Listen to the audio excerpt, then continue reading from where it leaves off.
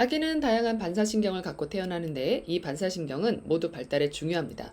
모로반사 또는 논란반사는 매우 정상적인 아기 반사입니다. 모로반사는 아기가 잘 발달하고 있다는 중요한 지표입니다. 모로반사란 무엇일까요? 모로반사는 때로 논란반사라고도 합니다. 이는 아기의 신경계가 적절하게 발달하고 있음을 나타내는 완전히 정상적인 신생아 반사입니다. 모로반사는 아기가 새로운 환경이나 익숙하지 않은 자극에 대한 생물학적 반응입니다.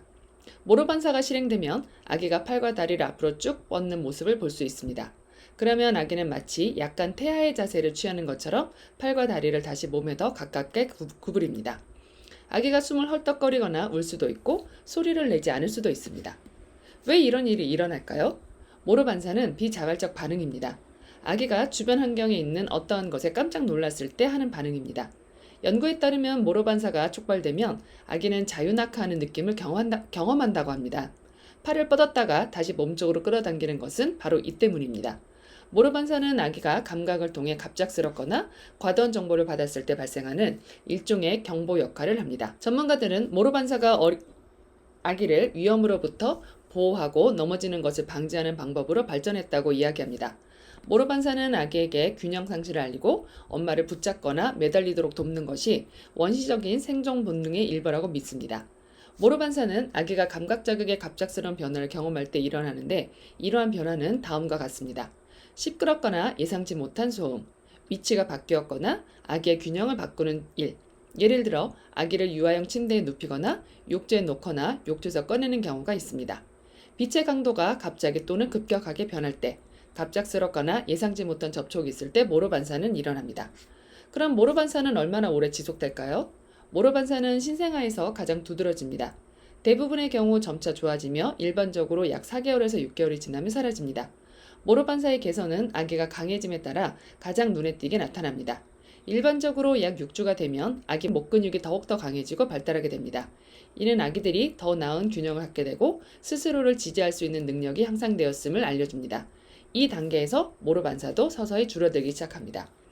하지만 모로 반사가 아기에게 중요하지만 이 모로 반사로 인해 아기가 잠을 자다 깨게 되는 원인이 될 수 있습니다. 하지만 다행스럽게도 아기를 안심시키고 모로 반사가 아기의 수면을 방해할 가능성을 최소화하는 데 도움이 되는 방법이 있습니다. 첫 번째, 아기를 눕힐 때 몸 가까이 안아주세요. 아기를 눕히기 전에 아기의 등이 매트리스에 닿는지 확인해주세요.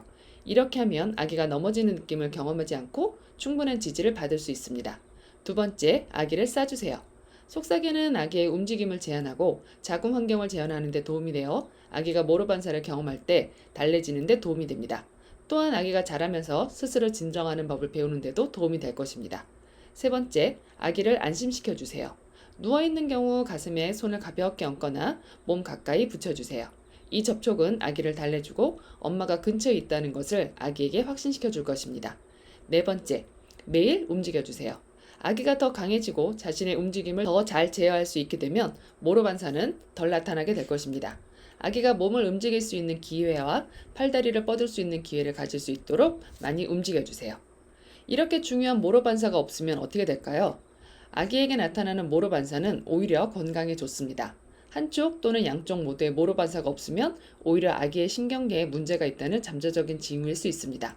의사는 출생 시 아기의 반사신경, 모로 반사를 포함해서 여러 가지 반사신경을 검사하는데 만일 모로 반사가 초기에 사라진다면 가능한 빨리 병원을 방문해 주세요.